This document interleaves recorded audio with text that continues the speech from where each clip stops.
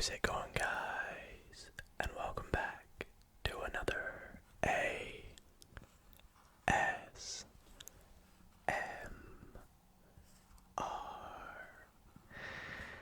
video. In particular, today's video is another maths video. Mathematics. We're going to be doing some mathematics. In particular, in today's video, we are going to be solving a multitude of relaxing, fun maths problems. Mathematics problems. Now, this is not the first time we have done a maths video on the channel before. We have done quite a few before, and in tonight's video, we're going to be solving a multitude of variety of difficult, easy, average maths problems, and I'm going to be doing it all on this whiteboard. So we're going to have some nice colorful pens to do the questions on this board, and it'll just be a nice little layout for you guys to watch. And as I mentioned, this is not the first time we've done a maths video before. I've done several maths related videos before, and I always get people asking me to up the difficulty of the questions I do, or do a few more complex mathematical concepts. And so that's why in tonight's video, with the timestamps below, you can see we're going to be doing a whole bunch of different questions, ranging from calculus questions with integration, differentiation, statistical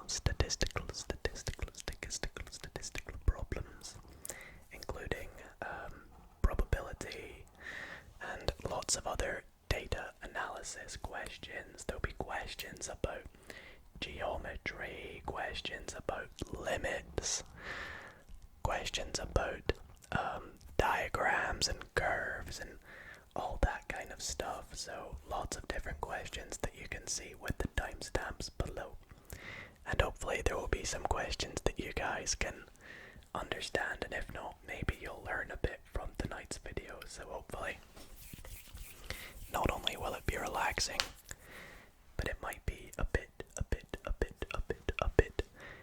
educational for you as well, which would be really awesome at the same time. Now, speaking of which, a lot of you guys might not know, I actually study mathematics at university in Scotland, and it is a dream of mine to one day go on to teach high school mathematics. And so to help me improve my teaching ability and to help others learn mathematics, especially at times like these when it's difficult to get out the house and not everyone's able to attend school, I have actually created my very own YouTube channel where I will be teaching Scottish qualifications, mathematics levels, and this channel is called SQA Maths, which I will link in the description down below. If you guys would like to go and check it out, drop me some support. It would be greatly appreciated. It is of course non-ASMR because I'm trying to teach mathematics and not send people to sleep, as the intent in tonight's video is. But yeah, Scottish Qualifications Authority is what SQA stands for. It's the education system here in Scotland. So if you're a Scottish student at high school, a lot of the maths you see on that channel will be relevant to you. But if not, it might still also make sense to you guys as well. So please, if you get the chance, do go and check it out. Give me some support, give me some feedback. It's all welcome. Trying to improve and become a good teacher. And also, before we get into tonight's video, I do want to quickly say, if you guys have any problems math related, or just want to have a chat about maths, do not hesitate to drop me a message on Instagram or on Twitter. As you can see on the screen now, Instagram on top, Twitter at the bottom. If you have any problems, feel free to send them my way. Anyways, I'ma stop rambling. Let's get on to tonight's relaxing maths. Okay, so for question number 1, it looks like we are going to be starting with a bit of simple integration, as we have 2 parts to this integration question. Part 1, we are asked to determine the integral of x plus 3 all squared dx. And then part B says, hence calculate the definite integral from 1 to 2 of x plus 3 squared dx. So, very nice integration question to begin the video. So let's jump into how we're going to go about solving part A, because it looks like we need to do that before we do the definite integral in part B. Okay, so let's begin by determining the integral of x plus 3 squared dx.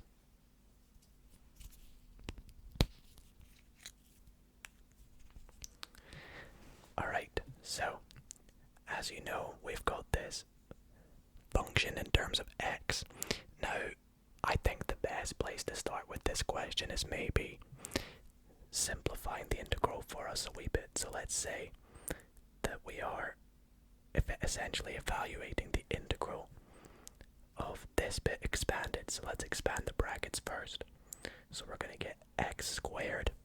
We're going to have plus 3x plus another 3x. So it's going to be plus 6x plus 9 dx. So this just makes it a little bit easier for us to start with, which is the same thing as this here. So let's evaluate this integral. This is going to be, well, by our rule of integration, you increase the power by 1 and divide by the new power. So it's going to be x cubed divided by 3. I'm just going to write 1/3 x cubed, essentially the same thing. Now here we're going to have 6x squared divided by 2. Now 6 divided by 2 is just 3, so this is going to be plus 3x squared. And then we're just going to put plus 9x, because this is technically x to the power of 0, so it just goes to x, then we divide by 1, just gives 9. And don't forget, we have the constant of integration, so plus c. And that seems to be it for this part. We can't simplify this anymore, so everything looks good. And I'll leave that as my final answer. So for part B, we recognize that we've still got the same integral from part A. However, this time the integral has limits, or it's a definite integral, we could say. So from the first part, we said that the integral is equal to 1/3 x cubed plus 3x squared. I was just trying to remember it. Plus 9x. Now, because this is a definite integral question, we do not need the constant of integration. We simply want to evaluate this integral from the limits 1 to 2. So when we do this, we begin by subbing in the top integral, definite integral. We want to sub in the 2 to this first, and then we want to subtract when we sub 1 into this as x. So let's sub in 2 first. We're going to have, well, let's just sub it in like this. Let's do 1/3 times 2 cubed plus 3 times 2 squared plus 9 times 2. like this, and then we are going to subtract, subbing in 1. Now 1 cubed is just 1, 1 squared is just 1, and 1 is just 1 obviously, so I'm just going to write this as a third plus 3 plus 9. Now for this particular question, you could multiply this through, so you'd get 8 over 3 times 12, that would be plus 18, and then minus this bit, but that's going to take a bit too long, so I have my calculator.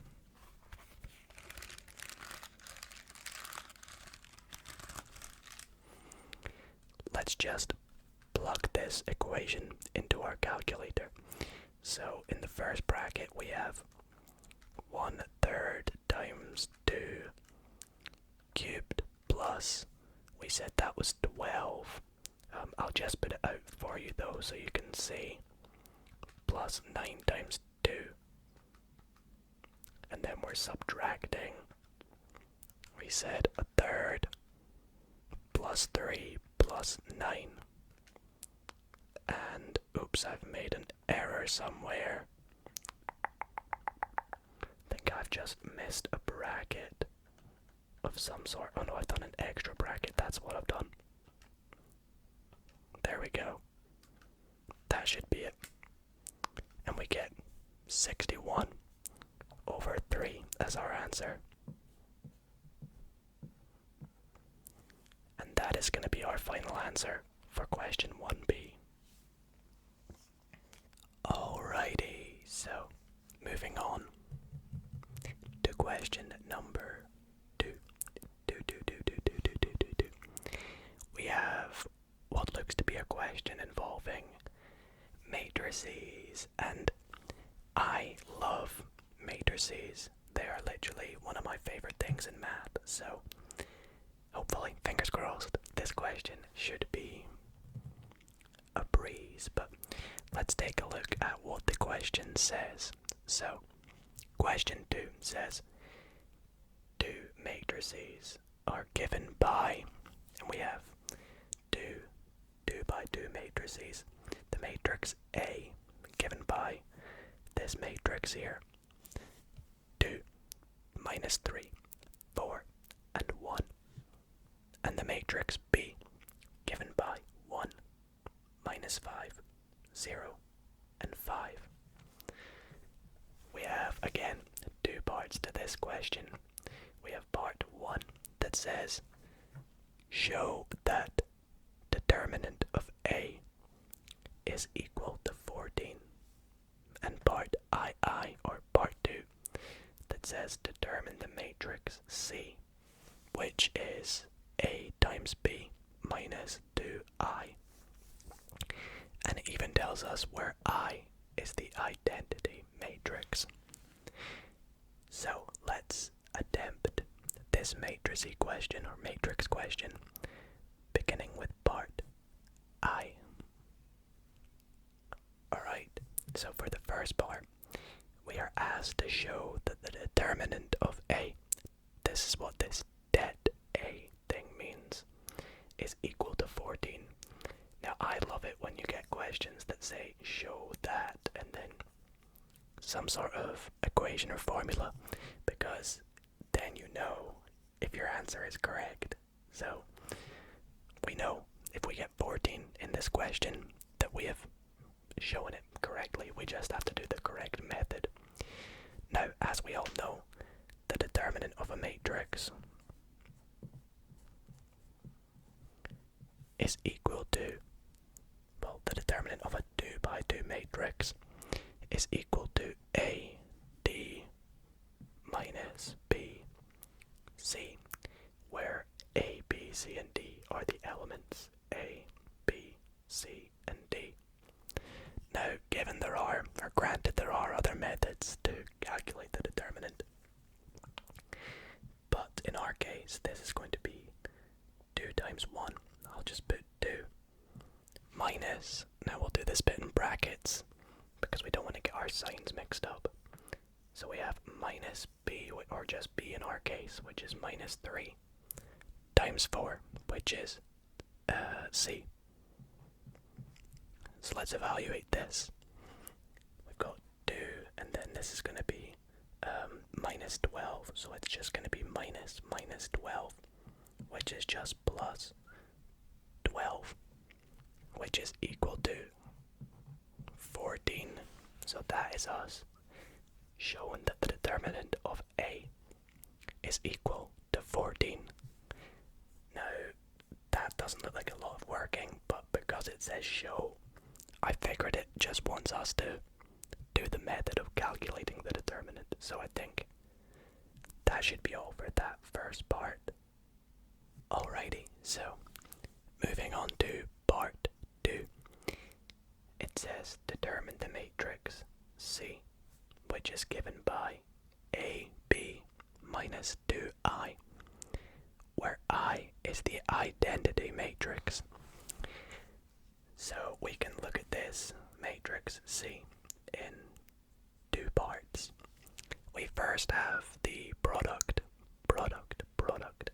of the matrix A and the matrix B.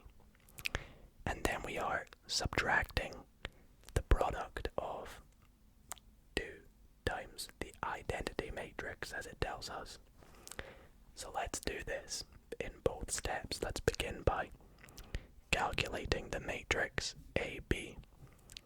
So AB is going to be the matrix A, which is 2, 4, minus 3, and 1, multiplied by the matrix 1, 0, minus 5, and 5, which is the matrix B. Now, for matrix multiplication, we multiply the first element of our matrix is going to be the first row times the first column. So we're going to have 2 times 1 plus minus 3 times 0. So minus 3 times 0 is going to be 0. 2 times 1 is just 2.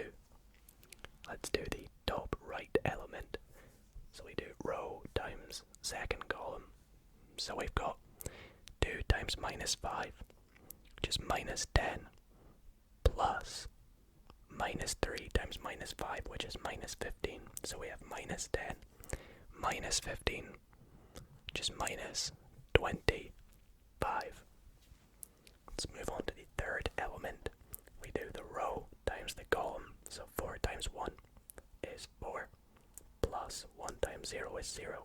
So it's going to be 4. And the last element, we do row times column. So 4 times minus 5 is minus 20. Minus 20 plus 1 times 5 is 5. That's going to be minus 15. So that's the first part of C. The second part, we want to work out what 2i is. So 2i is just 2, the scalar 2, multiplied by the identity matrix, which is just 1, 0, 0, 1 with the diagonal. So this is just going to give us 2, 0, 0, 2. So we can say, thus, C is equal to AB minus 2i, which is equal to this thing here. We said is 2, 4, minus 25, minus 15. Subtract,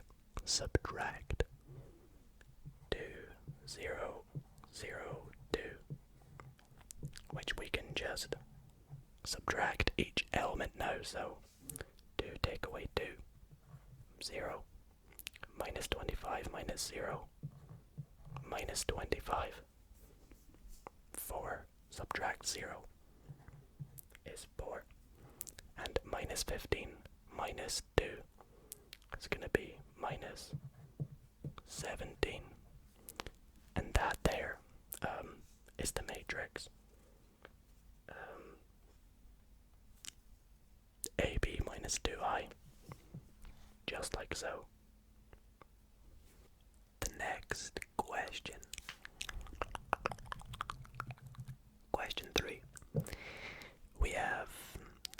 this little statement here. So we've got David buys 2 DVDs and 2 CDs. Boy, this is quite an old question by the looks of things. And the total cost is 18 pounds or $18, whatever you prefer, 18 euros. And we are also told that Ellie buys 3 DVDs and 2 CDs, and the total cost is £22. How much will it cost for 1 DVD and 4 CDs? Now, it looks like this is going to require a bit of simultaneous equations, which is by generating multiple equations we can determine unknowns such as the price or cost of a DVD and the price or cost of a CD. And it looks like that's what we need to do, because we need to also work out how much it will cost for 1 DVD and 4 CDs.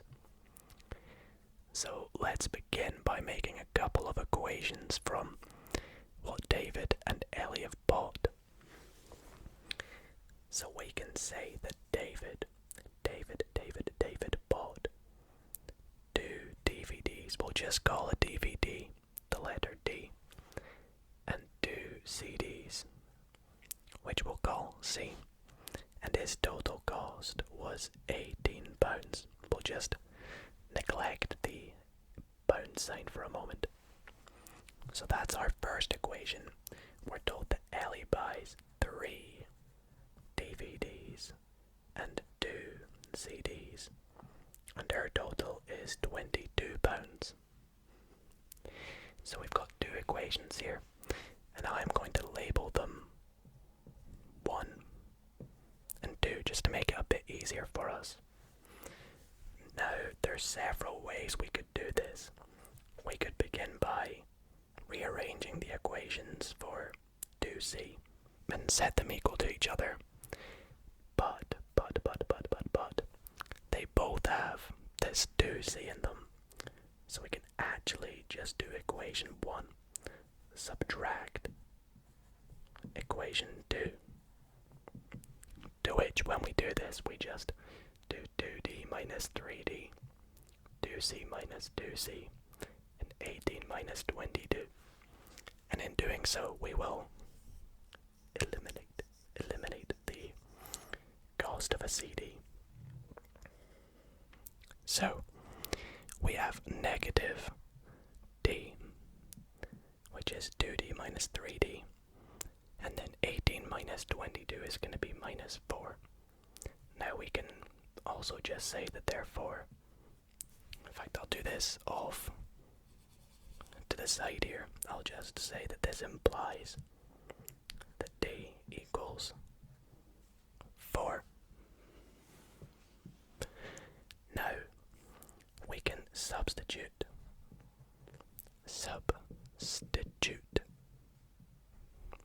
D equals 4 into one of these 2 equations. I'll just go into equation 1, 2, evaluate what C is. So we have 2D, which is 2 times 4 plus 2C is equal to 18. So we get 8 plus 2C equals 18, or 2C equals 10. So therefore C equals 5. So in doing this, we have evaluated that a DVD cost £4 and a CD cost £5. Now the good thing is we can actually check if this is correct by substituting them both back into each of the prices to see if they do cost 18 and 22. So 2 of each is going to be 8 and 10, which is 18, and then 3 and 2 is going to be 12 and 10, which is indeed 22. So we know we're doing this right. However, now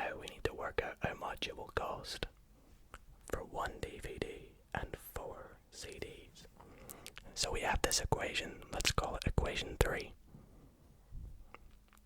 which is 1d, or just d, plus 4c. We can sub in our values. D is 4, c is 5, so plus 4 times 5. So this is going to be 20 plus 4, which is 4. So we can say, thus, 1 DVD and 4 CDs will cost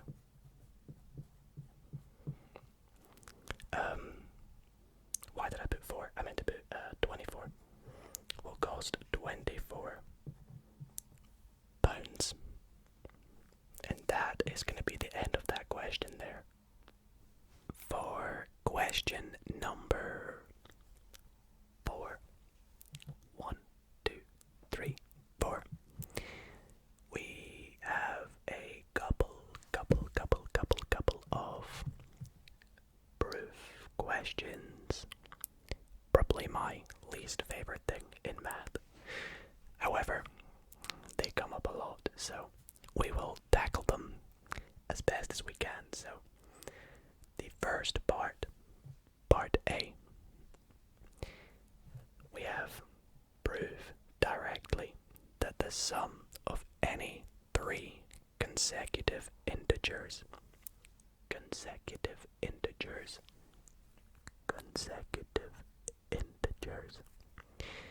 is divisible by 3. And then for part B, by the way, do you know what the best thing about part B is? It comes after the part A. Okay, so part B says, let n be an integer using proof by contrapositive. Show that if n squared is even, then n is even. Okay, so let's tackle the first proof. And we are asked to prove directly. So we have to do this proof, direct. So we are told that the sum of any 3 consecutive integers, so one integer plus another integer plus another integer, one after the other, so 1, 2, and 3 for example, is divisible by 3. Now we can see that this is true. That gives 6, which is divisible by 3. It's 2 times 3. But that's not good enough. We have to show that this works for all integers. So let's begin by picking a few integers. So let's make our integers, let's say a equals, let's say a is equal to n, some integer. We'll say b is equal to the number before n. So let's say n is our 2. The number before 2 is going to be 2 minus 1. And we'll say c is going to be n plus 1. Now we have to let a, b, and c be an integer. So we must state where a, b, and c are integers. And that's what this little thing here means. So let's do the sum of this. Let's do a plus b plus c. So this is going to be n plus, we'll do n minus 1 plus, and then n plus 1, like so. And this is equal to, we've got n plus n, which is 3n. And then we're going to have minus 1 plus 1, which is 0. So a, b plus c, or a plus b plus c, sorry, is going to be 3n. Now, as we said, oh wait, we need to actually say n is an integer. Forgot to mention that, so we can see that this is equal to 3 times an integer, which which is obviously divisible by 3, because we've got this scalar 3. So we can just say, which is divisible by 3. And this is actually enough for the little proof here, because we're just told to prove directly, so we don't need to do any more. That has done it, all in that statement there. Okay, so for part B,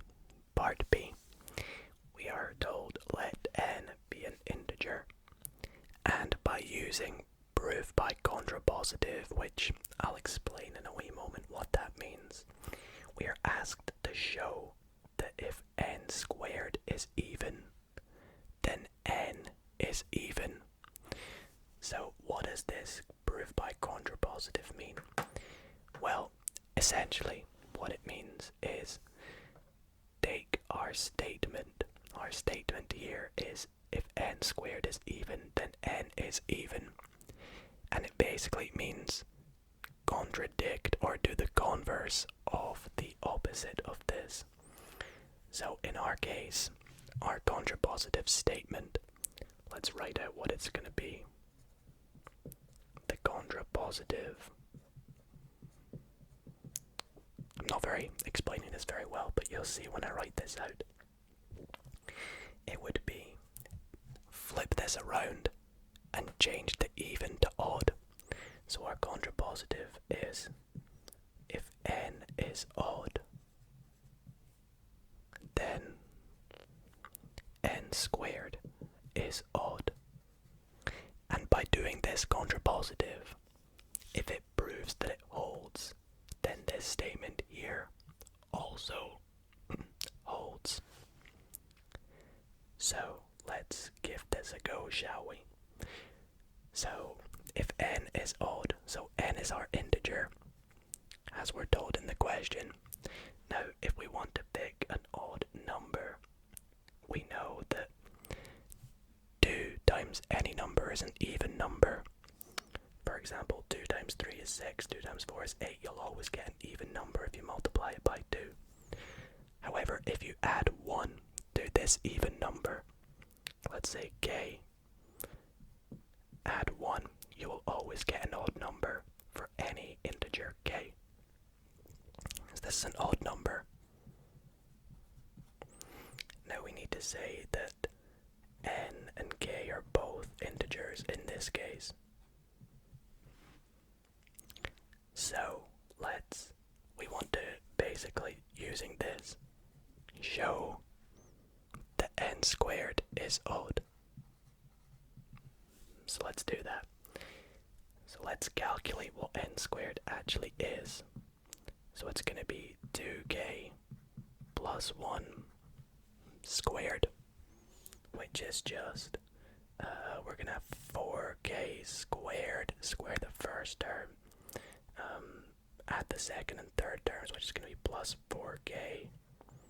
Then 1 times 1 is going to be plus 1. Now we want to show that this number here is odd.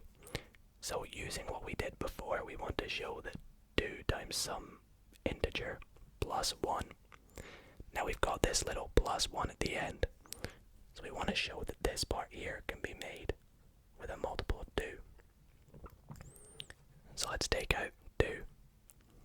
And write what we've got now. We're going to have 2k squared, because 2k squared times 2 is 4k squared. Plus 2k, that gives us 4k. Plus 1.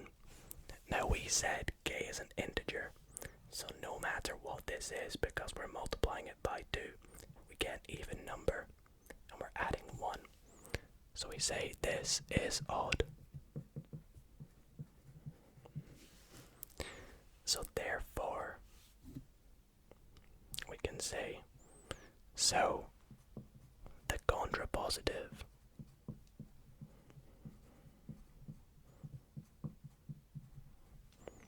statement, that's what we wrote at the top here,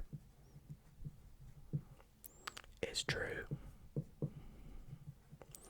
And by doing this proof by contrapositive, if the contrapositive is true, that means that the original statement is true.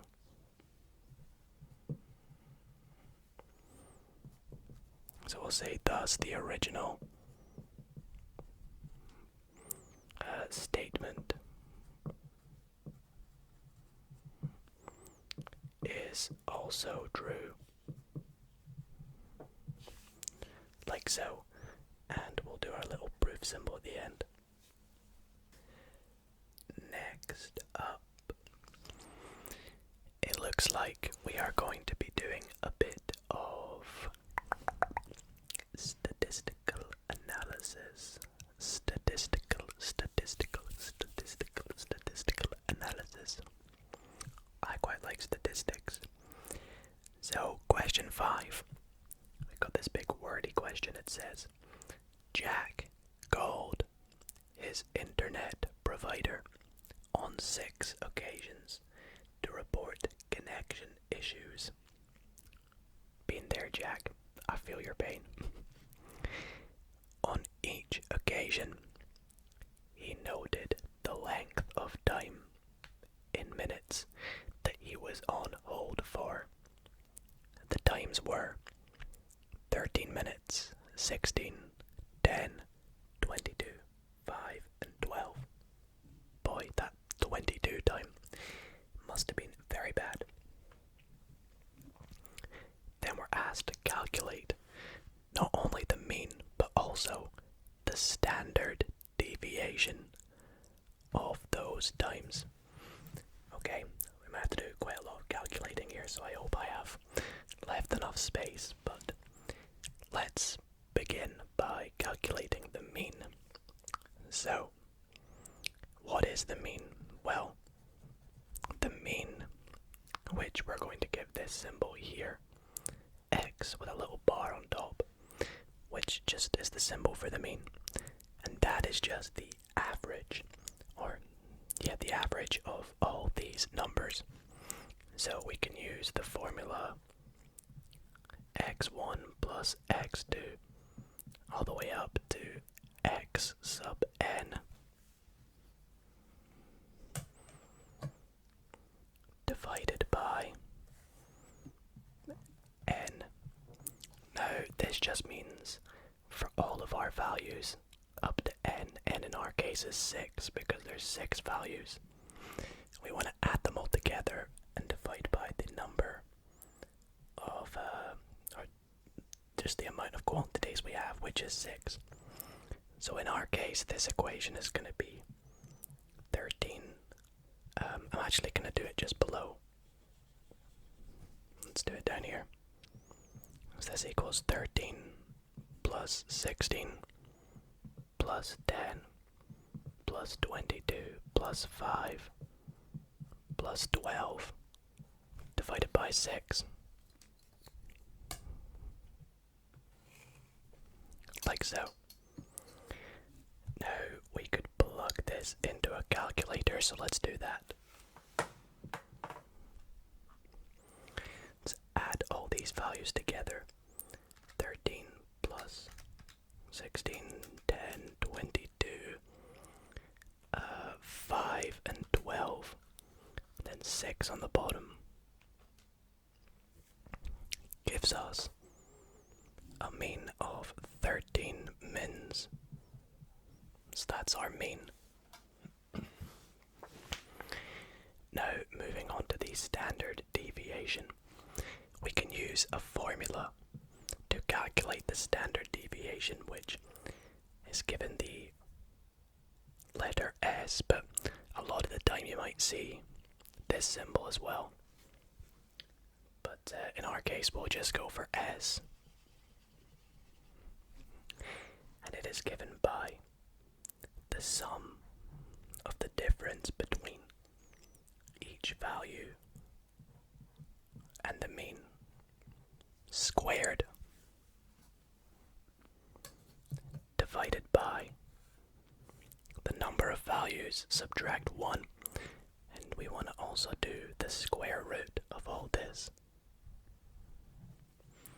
So we've got this big long formula that seems quite intimidating, but it's not too bad once we get going. So by working out the sum of the difference between each value, subtract the mean squared.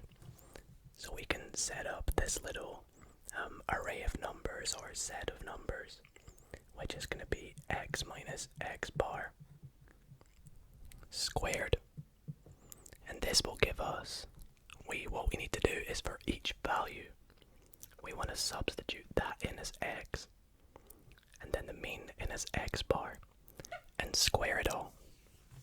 So we can do this without a calculator actually. Let's start with 13. 13 minus 13 is 0. 0 squared is 0. The next value we've got 16. 16 minus 13 is 3. Squared is 9. For 10, we got 10 minus 13, is minus 3. Minus 3 squared is also 9. 22 minus 13 is going to give us 9. 9 squared is 81. 5 minus 13 is going to give us minus 8. Minus 8 squared is 64. And then 12 minus 13 is minus 1. Minus 1 squared is just 1. So that is all these values in here. So now we can just substitute this into our equation. So we want to do the sum of all these numbers. So let's try and do this in our head. This is going to be, we can say 90, 100, 164. Divided by, and then n minus 1 is 6 minus 1, which is 5. And then we want to do the square root of this. Now, I'm actually going to need to put this into a calculator. So let's do the square root of 164 divided by 5. We get this decimal number, which we'll just round to 5.7. Make sure we write mins. And that is our standard deviation and our mean for Jack's times that he was on hold for. Alrighty, going on to question 6. Looks like we're doing a bit of geometry in this question. And algebra actually. So we have got this very poorly drawn diagram, I apologize, of triangle ABC. And we are told that it has vertices as follows. A is the point minus 5 minus 12. B is the point 11 minus 8. And C has the point minus 3, 6. Obviously this is not to scale. Part A, we are asked to find the equation of the median BD, this line here. It's important that it tells us it's the median. And we are also asked to find the equation of the altitude. Altitude, again, it's very important we know it's the altitude. AE. So let's tackle both parts of this equation, of this question. Alrighty, so for the first part, we're asked to find the equation of the median BD. Now what does median mean? Well, it means that this line here, BD, intersects the midpoint of another line. Now clearly it's not this line BC because that's the end of the line. So it's this point here, D, that intersects the middle of the line, AC. So before we work out the gradient and then the equation of the line, we need to work out this point D. So we know it's the midpoint of AC. So let's write that D equals the midpoint of A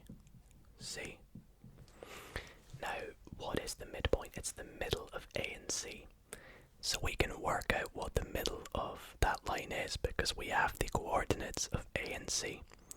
Now the equation for a midpoint is the first x value, so in our case it will be 5, plus the second x value, in our case it will be minus 3, and it's the middle of this, so it's the average, kind of. You divide it by 2. Heck, let's not use a ruler, it's a tiny equation, tiny fraction, sorry if it bothers you. And the second point is similar, it's just the middle of the y values. Let's try and do a better straight line here, there we go. So this is our equation of the midpoint. So let's substitute our values in. So the first coordinate is going to be minus 5 and then plus minus 3. Let's just simplify that to minus 3 divided by 2. And the second coordinate is, or the second point, is going to be minus 12, which is our y1. And our y2 is 6, so plus 6. And then we're dividing that by 2. So we have just evaluated that the point D is the point. Well, that's going to be minus 8 divided by 2 is minus 4. This is going to be minus 6 divided by 2, which is minus 3. And that seems to be about right. So that's our coordinate of D. So now that we have the points B and D, we can work out the gradient.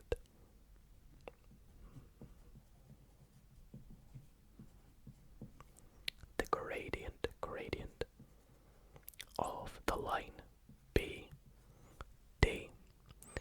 So let us do that. Let's do that. Now the gradient, we've got this equation here. y2 take y1 divided by x2 take away x1, the difference of the y over the difference of the x. As we know, that's what a gradient is. It's the slope, the steepness of the line.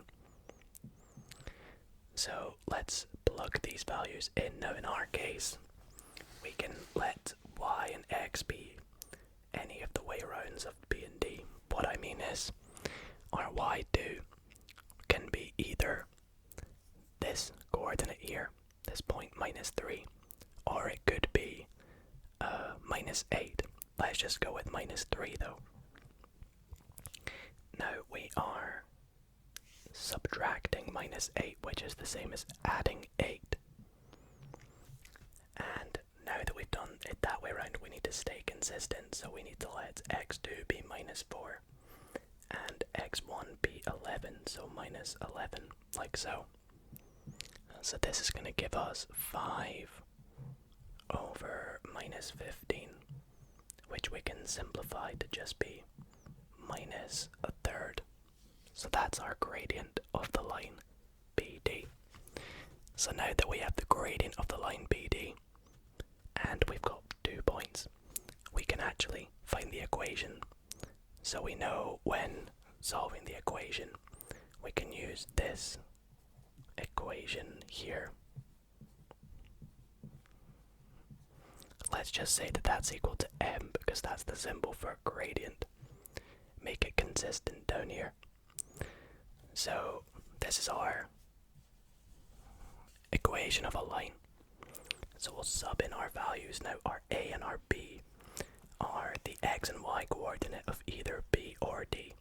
Let's just go with D. So we can say that this here is equal to y. Now our B is minus 3, so plus 3. Our m is minus a third.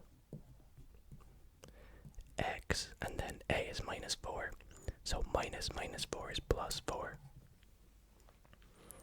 And we can simplify this by actually multiplying everything by 3, because this will just get rid of this fraction here. So we get 3y plus 9 is equal to minus 1x plus 4. And we'll just write that out again as 3y plus 9 is equal to minus x minus 4. rearrange this, the 3y is going to equal minus x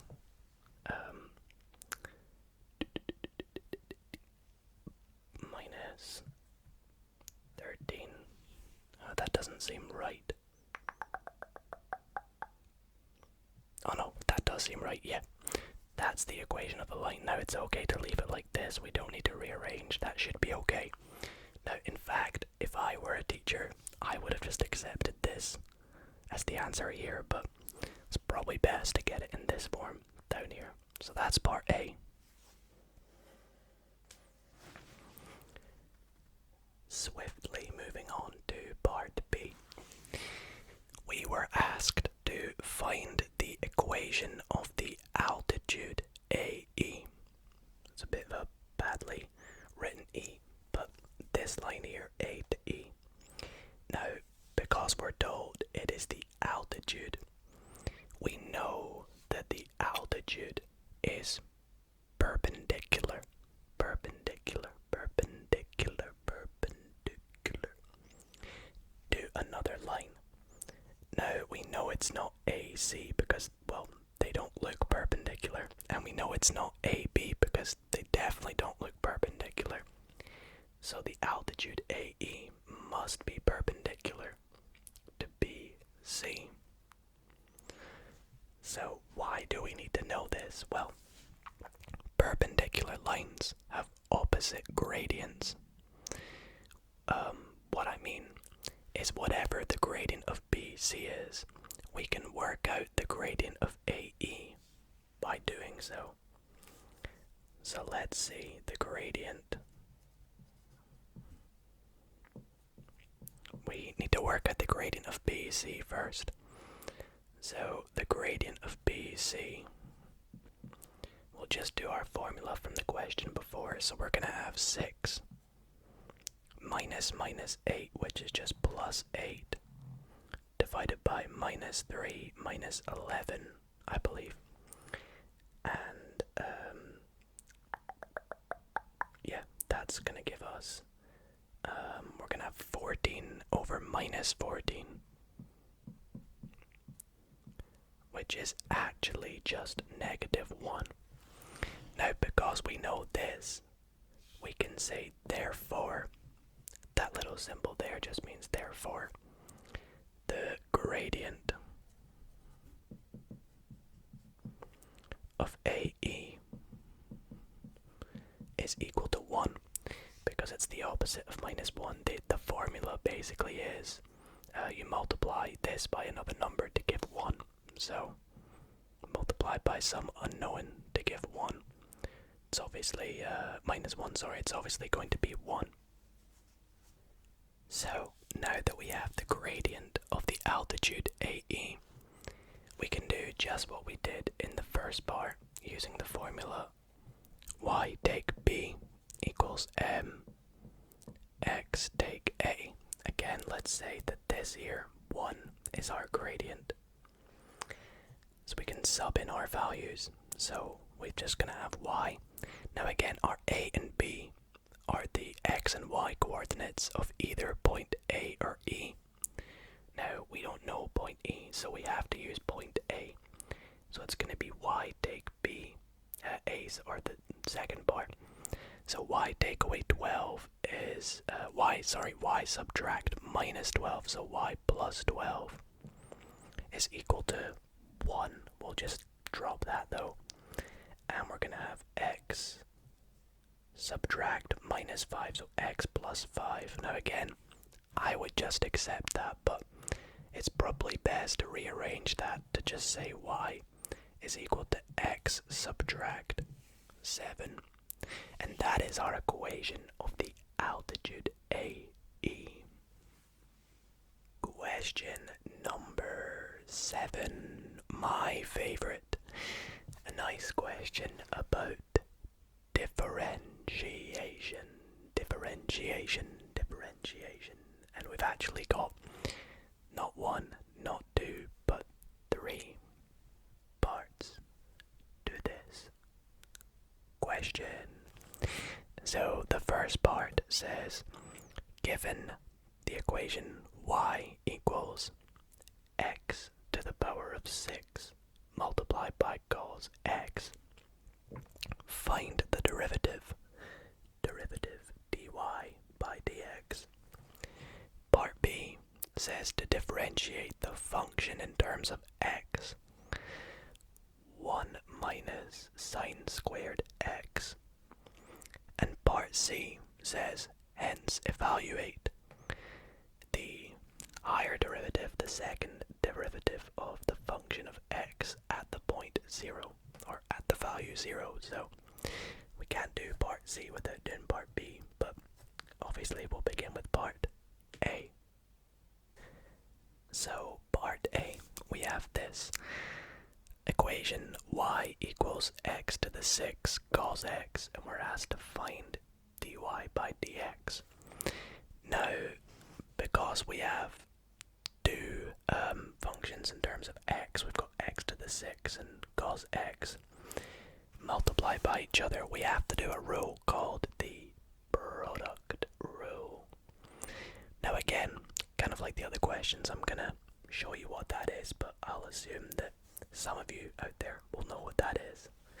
So the product rule states that the derivative dy by dx is equal to some function u derived multiplied by v plus u, just standard u, multiplied by the derivative of v. Now, what this means is we need to let one of these bits be u and one of these bits be v, calculate the derivatives of them, and then sub them into this equation. So, to do that, I have this second pen here. I've got this light blue one, so let's, out to the side here, evaluate what u and v are going to be. So, let's let u be x to the 6, and v can be our cos x. Now the derivative u dash, that just means du by dx, so we can derive that to be 6x to the power 5, bring the power down to the front, subtract 1. Now v, we've got cos x, so we've got a trigonometric function, and the derivative of cos x is minus sine x, like so. And now that we've got this, we can sub them back into our equations. So let's sub them in. So first we do u dash times v. So it's going to be 6 x to the 5 cos x plus, and then we're just cross multiplying those two plus those two. So actually this is going to be minus, because we've got minus sine x, so it's going to be minus x to the 6 sine x, and that is that for part A. Part B asks us to differentiate the function f of x equals 1 minus sine squared x. Now, we could solve this through by differentiating 1 and then differentiating minus sine squared x. Or we can use the fact that f of x, which equals 1 minus sine squared x, we can use one of our trigonometric identities, which is the identity that sine squared x plus cos squared x is equal to 1. Now we can rearrange this to get cos squared x equals 1, subtract sine squared x, which is what we have here. So we can say that this is the same as cos squared x. And now that makes it a little easier for us to differentiate. So we can differentiate f dashed x to give us, now we have to do a bit of chain rule here actually. We begin by bringing the power down to the front, so we get 2 cos x, and we take away 1 from the power, so it's just cos x. Now we have to do chain rule, so we also have to multiply by the derivative of cos x, which is minus sine x. And this is actually another trigonometric identity.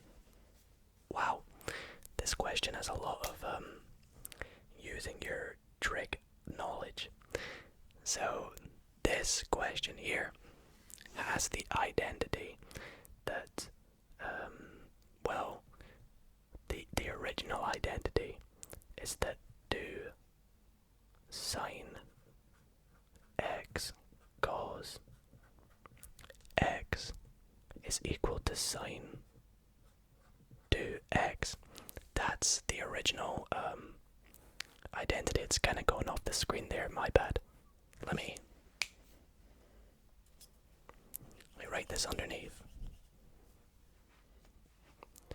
It's equal to sine 2x. That's just a generic identity that we're taught. However, ours looks like this.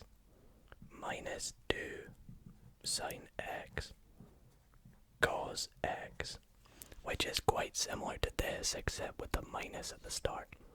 So we can just say that that is the minus sine 2x.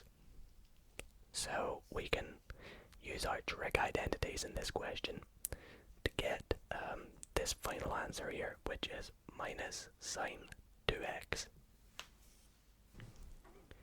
For part C, it says, hence evaluate the second derivative of the function at 0, where x is 0 in our case. Now, we need to be really careful that we don't substitute our 0 into our f dashed of x, which we said from the question before was minus sine 2x. We need to be careful that we don't substitute 0 into that, which would actually just give us 0. That would be the wrong answer. Because we have this second dash here, we now need to work out the derivative of this function here, this f dashed of x, the second derivative of our original function. So let's do that first. So the second derivative is the derivative of minus sine 2x. So let's work that out. So we know that with sine 2x, it's going to go to, well, you take this bit out here. If this is a, for example, you want to take a out to the front. So we get minus 2 cos 2x, and that's actually just the answer. So that's not too bad, actually.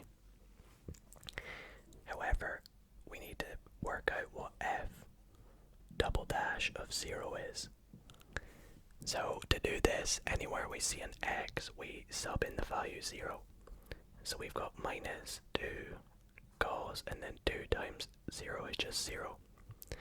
Now we are going to use the rule that cos of 0 is equal to 1, which, if you didn't know, in an exam you could just put into your calculator cos of 0 is equal to 1, and you could actually just stick the minus 2 in front. Oops.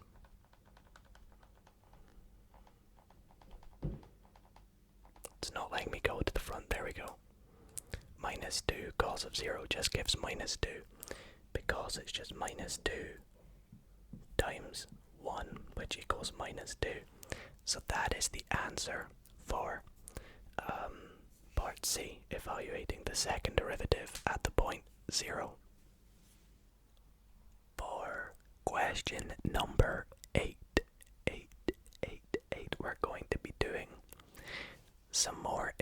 integration, a bit of further integration here.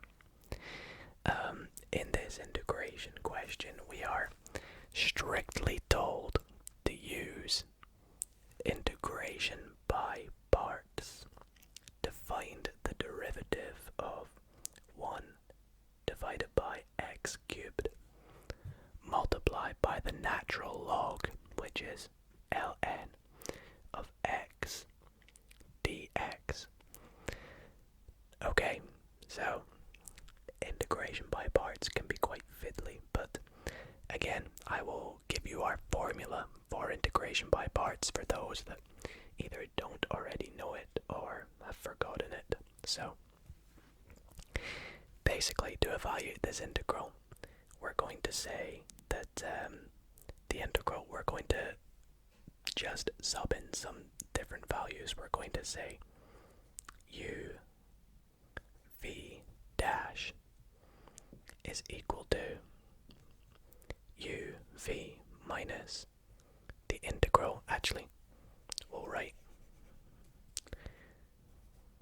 u dv in our case is equal to uv, the integral of v du. So this is just a little formula that we can use to evaluate the integral by doing integration by parts. Now, similar to like we did earlier with the product rule, I'm going to do a little working at the side to work out what u, v, dv and du are. Now, when doing integration by parts, you want to look at which one is going to be easier to integrate and which one is going to be easier to differentiate, because our formula that we have is u dv. So u is some function that we're going to differentiate, and dv is some function that we're going to integrate. Now, I can tell you straight by looking at this that I want to differentiate the natural log of x, because that's just going to become 1 over x by our differentiation rules. And this looks like it's going to be easier to integrate as well anyway, so that's what we'll do. So our u in our case is going to be the natural log of x, because du is going to be 1 over x. Now again, this is just a differentiation rule. There's proofs for it out there that I'm sure you'll find, but I won't get into it in this video. Now our dv is this thing here, 1 over x cubed. We want to integrate that to work out v. So integrating this, we are going to, well, let's just say that this is x to the minus 3. It's the same thing essentially. So integrating that, increase the power by 1, so it's going to become x to the minus 2. Divide by the new power, which is dividing by minus 2. Now dividing by minus 2, we're just going to say is minus a half. And then x to the minus 2. Now actually, I am going to rewrite that as minus 1 over 2x squared, like so, just to make it nicer for us. So now that we've got our values of everything here, we can evaluate the integral. So let's substitute our values in. So we begin by working out u times v. Now we can just write this as minus 1 over 2x squared, natural log of x. And we are going to, hope I have enough space for this, subtract the integral of v du. So this is going to be minus 1. Actually, I've noticed that when we multiply these together, we're going to get minus 1 over 2x cubed, because 2x squared times x is 2x cubed. So minus 1 over 2x cubed. Don't forget our little dx.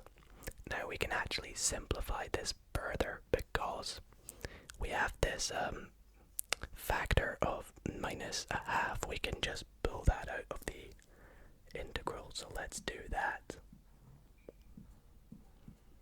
This constant, I should say, it's not really going to change. So when we pull out a half, we get plus a half times the integral of, and it's going to be 1 over x cubed dx. Now luckily for us, we've actually already done this, so it's even easier for us. We can just say this is minus 1 over 2x squared ln of x, and then we're going to do a half times this thing here. So it's just going to be plus 1 over, actually let's just do it like this, a half times the integral of this, which is minus 1 over 2x squared. And the reason I've done it like this is just to show you that we can simplify this bit here to get minus 1 over 4x squared, like so. Oh, and we need to make sure we remember our constant of integration, like that. So a bit of a more complex integration question, but we got it done in the end, and it was not too bad. So guys, we're going to be moving on to question number 9, which is the second last question in tonight's video. And we're going to be doing what looks to be a bit more statistical analysis. Some statistics here. So let's take a look at what this question asks us. So we are initially given 3 sets, or it looks to be 2 of them are events, and actually, well, technically they are sets, but we've got 3 sets. We have the set S, which is the numbers 1 through 16. We have the set A, which is the set of all multiples of 3. So that would be 3, 6, 9, 12, so on. And B is the set of all multiples of 5, so 5, 10, 15, 20, and so on. Part A asks us to draw a Venn diagram for the events A and B within the sample space S. So that's the sample space. So these occur within that, those numbers, it'll all make sense. Labeling clearly all elements. Part B says one of the numbers in S is selected at random. Write down the probability of A intersect B. And for part C, we are told, this looks like an entirely new question, at a school, 523 people are studying history or maths, or both. There are 100 math students, and 33 students are studying both math and history. How many students are studying history? Great. So, bit of probability.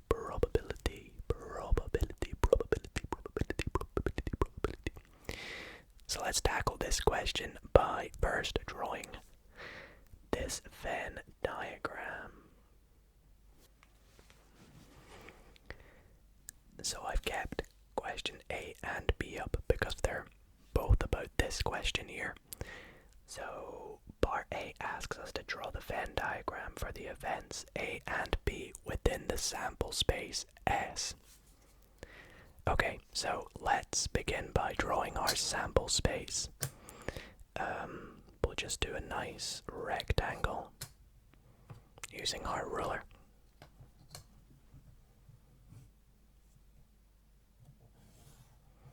Like so. You have to bear with me, I'm trying not to get the ink everywhere. Because it will. Oh, it's very wonky. Whoops. And then down here.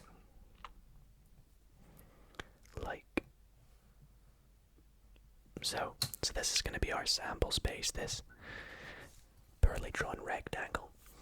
Now the events A and B. Now from part B we can actually see that they do intersect. So we're going to try and draw two circles that intersect. So let's do one circle like this. Obviously it's a terrible circle, but I'm freehanding this. And another circle like this. They don't even have to be circles really, just blobs will do. And let's label this S as our sample space, because we've got to label clearly all elements. And then we've got the events A and the events B as these blobs. So we want to label clearly all elements. So the elements in the sample space are the numbers 1 through 16, so all of them have to be within here. However, the multiples of 3 within the sample space, so all multiples of 3 from 1 to 16 must be in A. All multiples of 5 within 1 to 16 must be in B. And all multiples of 3 and 5 in S must be in this little gap in between, which is actually the part we need for part B. So let's do this. So starting off with the number 1, this is not a multiple of 3 or 5. So we'll put that outside both events. Same with number 2. Put that outside both events. Number 3, however, is a multiple of, A is multiples of 3. So 3 is a multiple of 3. We'll pop that inside A. Number 4, again, outside it's not a multiple of 3 or 5. 5, however, is a multiple of 5. It's not a multiple of 3, so it just goes in B. 6 is a multiple of 3, but not of 5. 7 is neither a multiple of 3 or 5. 8 is not a multiple of anything again. 9 is a multiple of 3. Stick that in there. 10 is a multiple of 5, but not of 3. 11 is not of 3 or 5. 12 is a multiple of 3, but not of 5. 13 is neither a multiple of 3 or 5. Same with 14. 15 actually is a multiple of 3 and 5. So that we've got to try and squeeze in here, like so. And then 16 is neither a multiple of 5 or 3. So that is our Venn diagram complete. Part B says one of the numbers in S is selected at random. Write down the probability of A intersect B. So that is the probability that out of all the numbers in S, which is 1 to 16, the probability that the number is A and B. And now A and B means, let's write it out, A intersect B is the probability that it is a multiple of 3 and 5.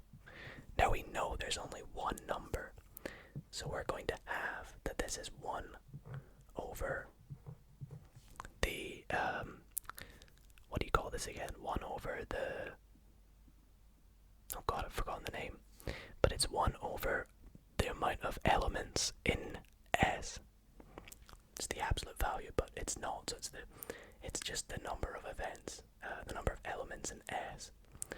So the number of elements in S, well, we know it's 1 to 16. So it's 1 over 16, and that is our probability. We can see there's one number out of 16 numbers that are a multiple of 3 and 5.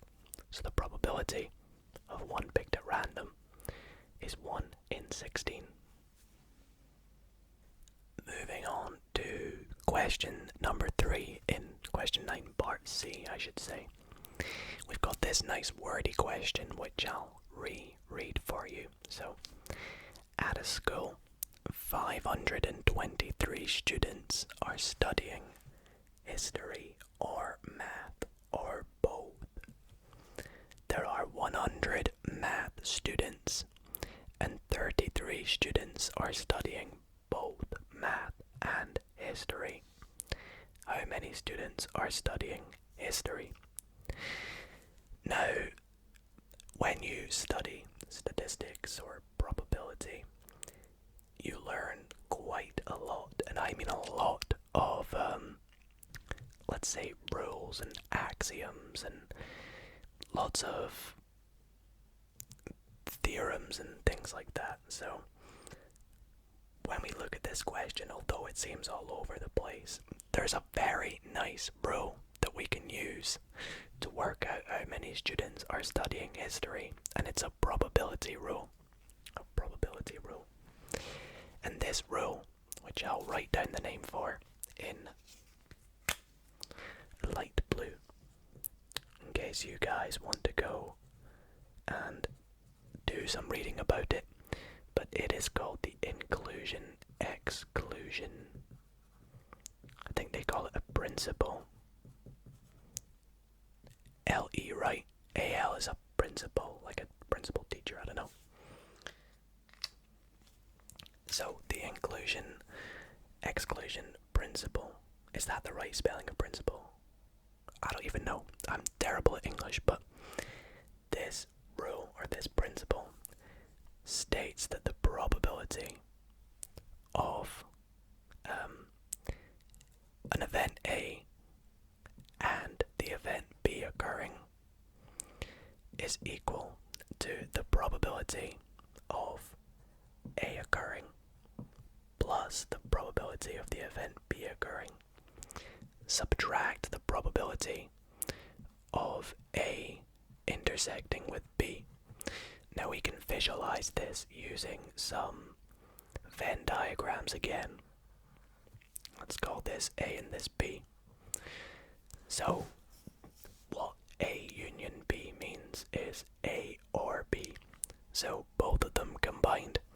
So that is going to be this. It kind of looks like this. That is this entire space in here. Now, we can see that this is A plus B minus A intersect B. So when we have this, we've got A plus B plus this extra bit in the middle. Now we don't want this extra bit in the middle. We want to get rid of that.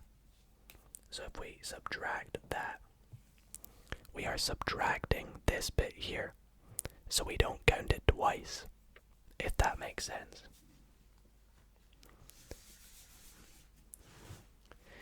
So applying this principle to our question, we can say, well, we've not actually got any probabilities here, we've got values. So let's say H is a student studying history and M is a student studying math. I say maths, but some say math. So we can say that the value of students studying history or maths, looks like is equal to the number of students studying history plus, and this is going to be the number of students studying math, subtract the number of students studying history and math. Now we are given some of these values in the question. We are told that the number of students studying history or math is 523. Now we want to work out the number of students studying history, so we don't know that. However, the number of students studying just math is 100, and the number of students studying both math and history is 33. Now we can just rearrange this to solve for the number of students studying history. So we're going to have, this is going to be 67. 523 subtract 67 is 456. So that is the number of students studying history. So we'll say there are 456 students, that's quite a lot, studying history. Like so. However, some of these are studying history and math, so good on you, students. In the last question in tonight's video, question number 10. 1, 2, 3, 4, 5, 6, 7, 8, 9, 10, 10, 9, 8, 7, 6, 5, 4, 3, 2, 1. We have a question about limits. A bit of calculus going on here again. So, we have two questions. The first question says to evaluate the limit. The limit as y tends to 7 of y squared minus 4y minus 21 divided by 3y squared minus 17y minus 28. And part B is a slightly more tricky question that asks us to show that the following limit does not exist. The limit as x tends to 4 of x minus 4 divided by x squared minus 8x plus 16. So let's have a go at this. So for part A, we want to evaluate the following limit. Now, we can see that when we substitute 7 into this equation, we're going to get 49 minus 28, which is 21. Subtract 21, which is 0. And this is going to be divided by 7 squared. Oh, wow, I'm going to have to do a calculator for this bit.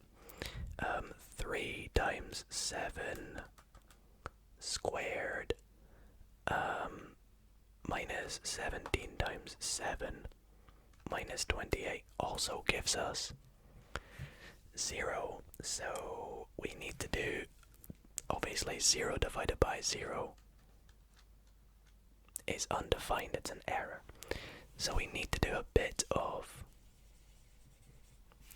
manipulation to the limit that we are solving before we work out the limit. So we can say that this thing here is the same as the limit as y tends to 7. You know what, let's just factorize the top and the bottom parts of the fractions. So on the top part, we're looking for factors of 21 that we can make 4 with, or minus 4 I should say. 7 and 3, we've got minus 7, yep, plus 3. Now, I'm immediately thinking on this bottom part of the fraction, I think we're trying to look for another bracket that will look like this. So let's see if we can use one of them to work out this. Well, we're looking for factors of 28, so 7 would make sense. So I think y minus 7 is going to be one of them. Let's just assume that it is, and the second one, the second one's going to be 3y plus 4, because this will give us 3y squared minus 21y plus 4y, which is minus 17y, and then minus 28, so that's all good. And this is also the same as the limit as y tends to 7. We've got these that can cancel out. So we've got y plus 3. I'll just don't use a ruler again. Always use a ruler, guys. Don't take advice from me. Sorry, this... Have I written that out right? I think I have. Yeah, that's all good. Now, let's see what happens if we sub in y is 7 now. We're going to have 10 on the top, which looks good. 21 plus 4 is 25 on the bottom. So this is going to simplify to 2 over 5, which looks good. So that is us evaluated that limit. for the second part, part B, we want to show that the following limit does not exist. The limit as x tends to 4 of x minus 4 over x squared minus 8x plus 16. So, kind of like the question before, when we try and sub in the value as 4, we're going to get 0 on top. And on the bottom, we've got 4 squared is 16 minus 8 times 4, which is 32, and then plus 16, so that's going to be 32 minus 32, which is 0.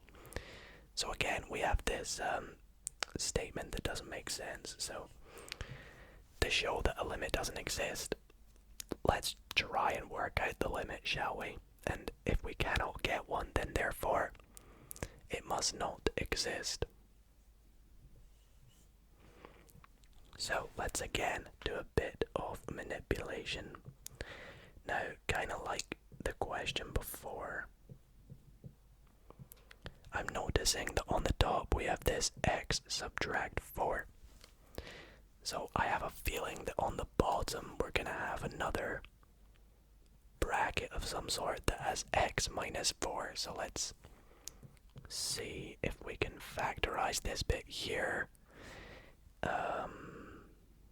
Oh yeah, it's just going to be x minus 4 squared, because that gives x squared minus 8x plus 16, yep. So we can simplify this by saying this is the same as the limit as x tends to 4. Now we can just get rid of the 2, get rid of that, and just put a 1, so it's the same as the limit as 1 divided by, oh yeah, look at that straight line, x minus 4. Substituting, or we can just say applying the limit gives 1 divided by 0, which again is actually undefined.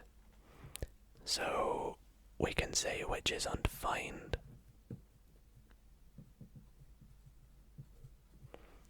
Undefined.